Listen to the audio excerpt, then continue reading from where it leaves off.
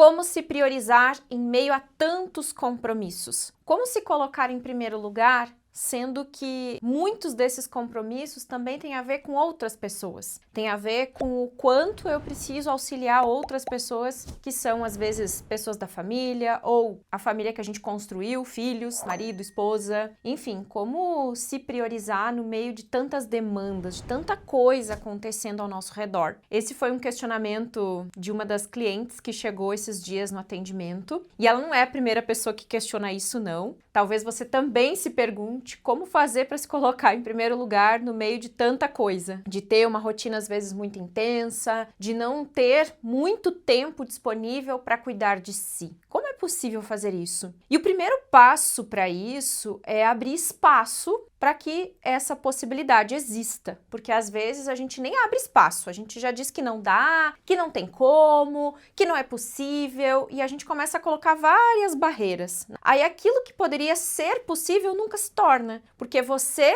coloca uma barreira que te impede de viver essa realidade. Então, o primeiro movimento que eu acredito que precisa acontecer é, mesmo que hoje você tenha pessoas que precisam de você, mesmo que você tenha pouquíssimo tempo, mesmo que você tenha muitos questionamentos a respeito desse assunto, mesmo que você esteja bloqueando essa possibilidade, tira essas barreiras, tira esses bloqueios, para um pouco, respira fundo, olha ao seu redor, contemple a vida, olhe as possibilidades da vida e se coloque disponível para que você consiga estar em primeiro lugar na sua vida. Eu vejo que isso tem muito mais a ver com uma postura interna, que é o que eu percebo nos atendimentos, do que com a realidade que vai acontecer um dia, entende? Então, se você internamente não acredita que é possível, nunca será possível. Se você não consegue cultivar o merecimento, se você ainda tem uma certa resistência em receber, muito provavelmente você vai ter dificuldade de se priorizar. Porque o merecimento e o recebimento trabalham juntos. Não adianta você só ter merecimento e não conseguir receber nada, e não estar disponível para receber possibilidades, oportunidades, ideias, o que for para que você se coloque em primeiro lugar. E digo mais, gente. Eu venho compartilhando com vocês já durante todo o ano. Quem me acompanha aqui no canal sabe, eu falo disso o tempo todo. Este ano eu resolvi levar a sério essa história de se priorizar. Embora eu já tenha escrito um livro onde eu falo disso, o Cuide-se, que é o meu segundo livro, ainda assim eu percebi ao longo desse ano que em alguns momentos, em algumas situações eu não me priorizava.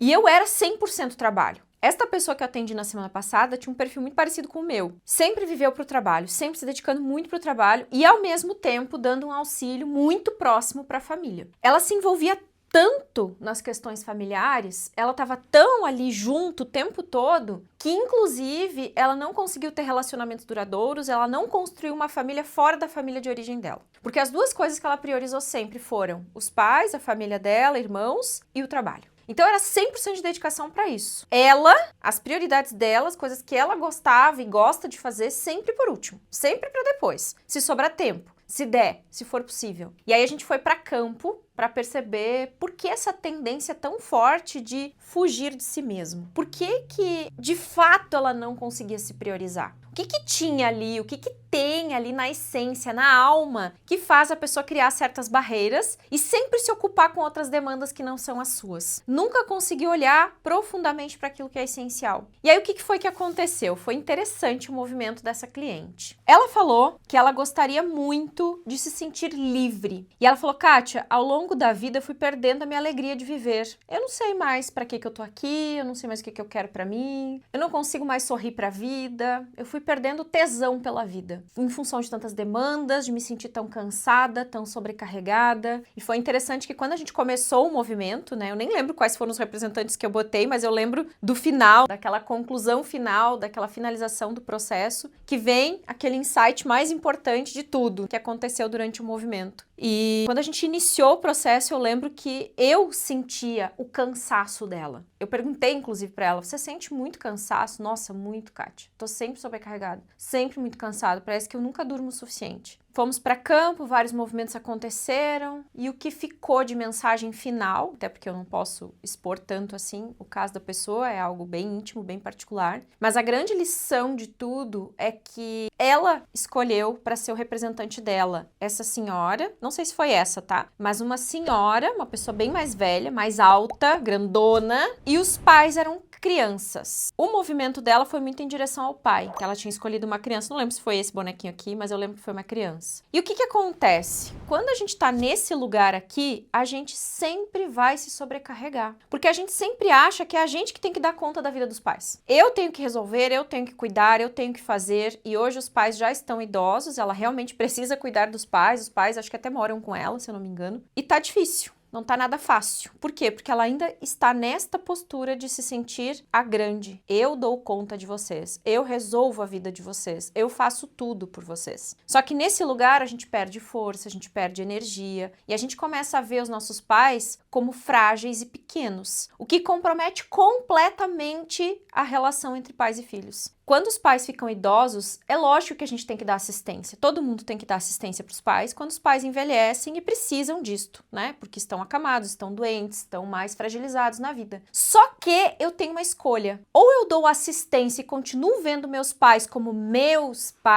grandes, como quem me deu a vida, ou eu olho para eles e eu desconsidero tudo isso. E aí, como a sociedade ensinou, eles são como crianças. Não, gente, eles não são como crianças. São seus pais, te deram a vida. Eles podem estar mais fragilizados diante da situação, diante da doença, do momento deles, mas isso não impede de você ver eles como seus pais e ver a grandeza deles. Inclusive, muitos que hoje são idosos passaram grandes dificuldades quando eram adultos, quando a gente nasceu. Eu olho a vida dos meus pais e eu agradeço todos os dias porque os meus pais passaram por coisas que eu nunca vou precisar passar. Eles já fizeram o caminho para mim. E esse é o sentimento que eu quero nutrir pro resto da vida. Porque quando os meus pais precisarem de mim, eu quero me sentir fortalecida para poder dar a assistência necessária. Eu não quero me sentir fraca. Eu não quero sentir que eles são um peso na minha vida. Eu vou fazer o possível para não entrar nessa postura nem nesse lugar. Porque eu já venho trabalhando isso em mim há muito tempo, há alguns anos já. E hoje, embora eu veja os meus pais envelhecendo, com algumas dificuldades, né? Minha mãe é um pouco mais jovem, então a minha mãe ainda tá muito vitalizada, embora ela seja fumante, e isso comprometa muito a saúde dela, né? A gente sabe que no longo prazo isso vai ter consequências danosas, mas eu não tenho o que fazer, é uma escolha dela, inclusive ela não quer nem discutir sobre o assunto. Tá tudo certo pra ela. Às vezes ela tem um pouquinho mais de abertura, às vezes ela nem quer falar sobre o assunto e a gente respeita, eu e a minha irmã. A gente não briga com ela, a gente não discute com ela. Se ela quiser a nossa ajuda pra fazer um tratamento, pra parar de fumar, a gente tá aqui, a gente vai ajudar, a gente vai fazer tudo que é possível. Mas se ela não quiser, a gente tem que respeitar.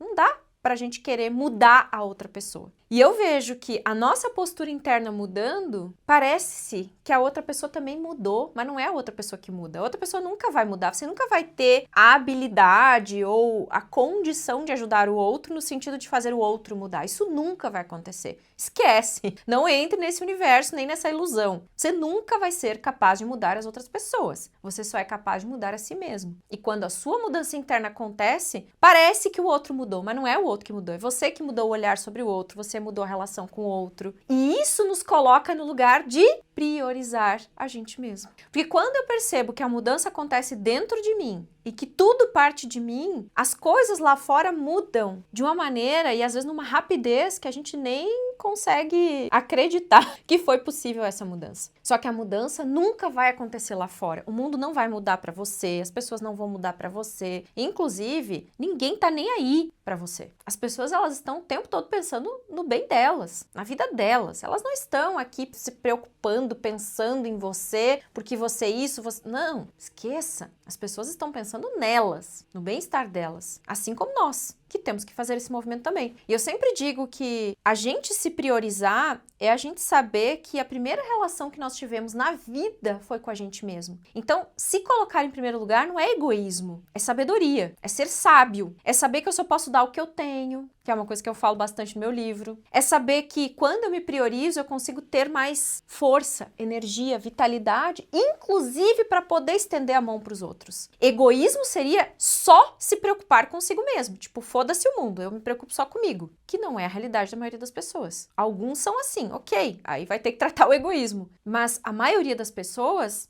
Ela se preocupa muito mais com os outros, o que que o outro vai pensar, como é que vai ser quando o outro souber. Só que, na verdade, o movimento ele tem que ser da gente com a gente mesmo, é interno. E aí a gente fez alguns movimentos, diante da situação deu para perceber que ela tinha muito julgamento em relação ao pai, e por conta disto, deu para perceber também que tudo aquilo que ela mais queria na vida, que é liberdade, voltar a ter alegria de viver, se divertir, viver bem, viver leve, o pai carregava isso. Só que ela criticou o pai a vida inteira pelo pai ser uma pessoa que parecia não estar nem aí pra nada. Só que, na verdade, esse pai tinha muito a ensinar pra essa filha. Esse pai, de uma maneira, às vezes, torta, como eu digo, não é do jeito que a gente quer, de um jeito diferente daquilo que a gente imagina, mas esse pai passou uma vida inteira tentando ensinar pra essa filha: ei, sorria pra vida, se divirta, seja leve. Ele não falava com essas palavras, mas através de atitudes, ele tentou mostrar para a família que poderia ser mais leve a vida, que as coisas poderiam ser mais fluídas, só que de um jeito diferente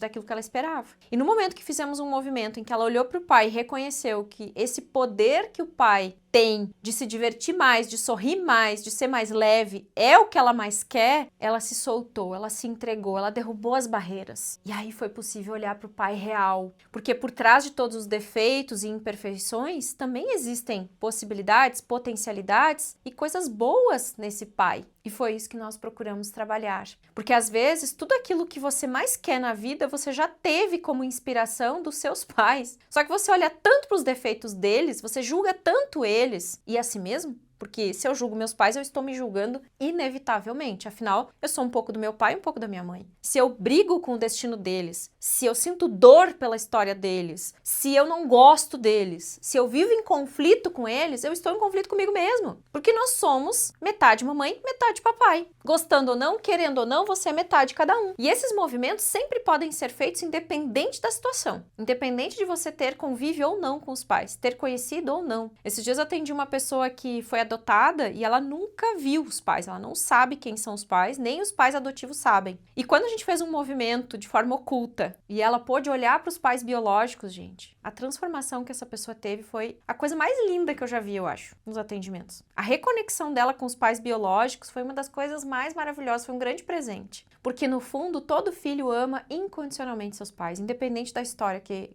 carregue. Pode ser o pior bandido, pode ser a pessoa mais difícil, pode ser qualquer coisa. Filhos amam seus pais, ponto final. Só que às vezes, por conta de uma história mais dolorida, por conta de alguma questão que esse filho carrega, julgamento que existe no coração, a gente quer afastar esse amor da gente. E quando eu falo de reconectar com o amor dos pais, eu não quero dizer que você tem que conviver com eles. Você pode nunca mais ver seus pais, mas no seu coração você tem que estar em paz com a sua história. Porque se isso não acontece, você não está em paz com a vida. Você finge estar em paz com a vida, mas não está. E claro, cada movimento é único, né?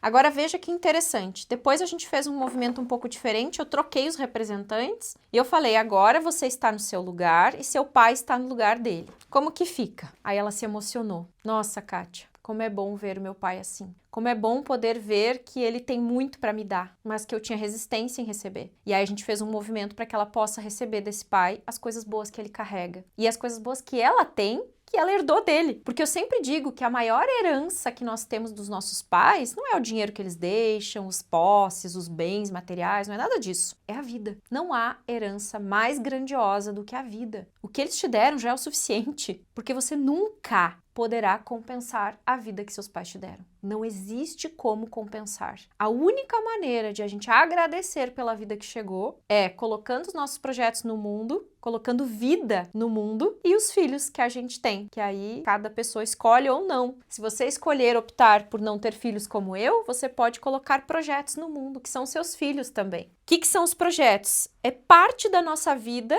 sendo levada para o mundo. Filhos são parte da nossa vida sendo levada para o mundo. Entendeu? Então, essas são as únicas formas de compensar a vida que chegou para nós. Afinal, eles nos deram vida e nós estamos aqui para viver e para levar parte da nossa vida para outras pessoas, para o mundo, enfim, contribuindo, transbordando, contribuindo, levando algo de bom para o mundo. E esse é o movimento que temos que fazer. Só que eu só sou capaz de levar a vida, eu sou capaz de enxergar essa grande herança quando eu me coloco no meu lugar de pequeno diante da minha origem. Quando eu consigo ver meus pais grandes, no sentido de reconhecer toda a vida que chegou deles para nós, para que então eu possa ir para o mundo e ser grande no mundo. Aí sim eu consigo merecer, receber, tomar o que é meu. Inclusive, dentro das constelações, a gente usa muito esse termo de tomar vida. Por quê? Porque o receber, às vezes, é uma maneira muito passiva. O próprio Bert Hellinger falava disso, né? Ele tentava achar um termo no Brasil que encaixasse, porque na Alemanha é diferente. Por quê? Porque o receber aqui parece que é uma coisa muito passiva. E não é que a gente tenha que fazer força para receber as coisas, mas quando eu tomo, eu ajo, eu reconecto, eu tenho uma postura diferente. Tomar me coloca em ação, em atitude. Receber, às vezes, me mantém de maneira muito passiva. Aí eu não faço nada, eu acho que eu tenho que receber tudo. Não. Você precisa fazer um movimento diante daqueles que te deram a vida para que essa herança, essa vida chegue para você. E você tome posse disso. E aí sim, você se sentindo fortalecido, você consegue ter força para se priorizar, para se amar, para se colocar em primeiro lugar. Não há exercício tão poderoso que eu já tenha visto como esse, de você tomar toda a força de vida que chega deles para você e aí sim você se sentir digno, merecedor de toda a vida que existe dentro de si para levar a contribuição para algo, né? Para alguém, para o mundo, que seja o que for que você sinta que é o seu movimento. E eu sempre digo que além da herança, a nossa maior riqueza são os nossos talentos. Aquilo que herdamos também da nossa origem. Às vezes você tem um talento lá do seu avô, do seu bisavô. Às vezes você tem um talento nato que os seus pais têm. Essa é a maior riqueza que eles te deixam. Também não são posses, mas é aquilo que você pode nutrir. Por quê? Esse talento, esse dom, esse potencial que a gente recebe é algo que pode nos fazer criar uma realidade rica, próspera. Algo que muitas vezes nossos pais não tiveram a possibilidade de ter. Meus pais não puderam trabalhar com o que eu faço hoje. Minha mãe sempre teve um dom para trabalhar com espiritualidade e autoconhecimento também. Sempre. Ela sempre foi muito buscadora, ela sempre frequentou várias religiões, ela sempre procurou um caminho para se encontrar. Quando eu era criança, ela era cartomante, ela gostava desse universo. Só que no tempo dela, não tinha possibilidade, não tinha YouTube, não tinha Kátia Bazan para ensinar ela a ser terapeuta, não tinha formações viáveis que ela pudesse fazer, não existia a possibilidade que tem hoje. Quando, aos 20 anos, eu fui fazer um atendimento de terapia e vi que essa possibilidade existia e que estava possível, eu abracei, porque eu herdei isso dela. Eu sempre tive uma aptidão muito parecida com a minha mãe nesse sentido. Minha mãe sempre foi uma boa conselheira, uma boa ouvinte, as pessoas adoram conversar com ela. E comigo foi evoluindo nesse sentido, porque não era assim. Na minha adolescência eu não era assim, mas eu me inspirava muito na minha mãe com relação a isso. Eu achava o máximo ela saber o que dizer para as pessoas e as pessoas elogiarem ela. Eu achava tão bonito aquilo e eu não achava que eu tinha esse potencial. Mas aí eu cresci, fui para o caminho do magistério, depois fiz pedagogia e nesse meio tempo aí eu conheci as terapias integrativas. E o que eu fiz? Eu nem sabia das constelações na época, mas eu tomei posse desse talento. Eu reconheci que isso era algo que estava no meu coração, que era a minha essência. E aí eu fui para o mundo. E quando eu fui para o mundo, eu me desenvolvi como profissional dessa área. Só que a minha mãe poderia ter feito isso lá atrás, mas para ela não era possível. Ela não tinha condições, não tinha como, 2 filhas pequenas para criar, não tinha nem dinheiro, né, para fazer qualquer tipo de formação na época. O conhecimento não era acessível como hoje. Mas como para mim é mais fácil, é mais acessível, então eu tomo posse disso e vou para a vida levar o meu melhor. Entendem? Então esse é o caminho que faz a gente aos poucos se priorizar e não deixar sempre para depois. Depois eu vejo, depois eu faço. É o que eu mais vejo o tempo todo no consultório. Então a vida fica mais leve, as coisas ficam mais fluidas. Primeiro, quando a gente percebe que a gente pertence a um sistema, fazemos parte, estamos em paz com a nossa história, estamos em paz com tudo que foi. É o primeiro movimento que geralmente eu faço nos meus atendimentos. Depois, eu olho para minha hierarquia, ou seja, em que lugar eu estou me colocando na vida. E esse primeiro lugar é o lugar em que a gente pertence a um sistema e depois como a gente se coloca diante desse sistema, dessas pessoas que vão cuidar da gente, que vão criar a gente. E aí, quando eu volto para o meu lugar de pequeno, no sentido de enxergar a grandiosidade da vida dos meus pais, eu tomo posse, força, energia para seguir. Aí sim, eu me sinto fortalecido para ir em direção à minha própria vida, criar o meu próprio destino, criar minha família, fazer as coisas que eu amo, viver a vida que eu amo, mas sempre levando no coração essa paz que eu posso criar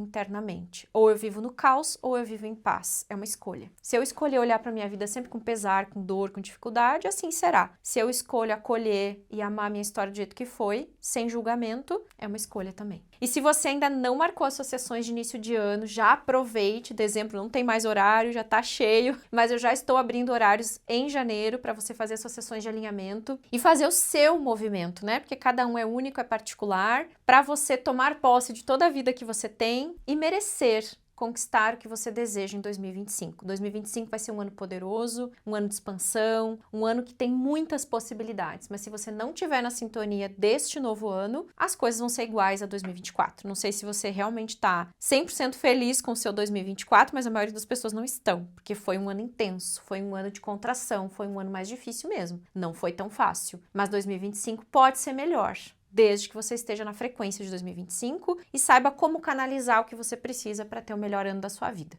Então, faça suas sessões para a gente fazer o seu movimento, para você entrar nessa frequência e alinhar o que você quer para que o seu plano de 2025 realmente aconteça da melhor forma possível. Combinado? Quer saber mais? Quer marcar as sessões? Quer conversar com a gente? Aqui embaixo tem os nossos contatos. Já fale conosco que aí a gente te orienta para marcar o quanto antes a sua sessão. Beijo no coração e compartilha se você gostou desse conteúdo de hoje, tá? Até a próxima, tchau, tchau.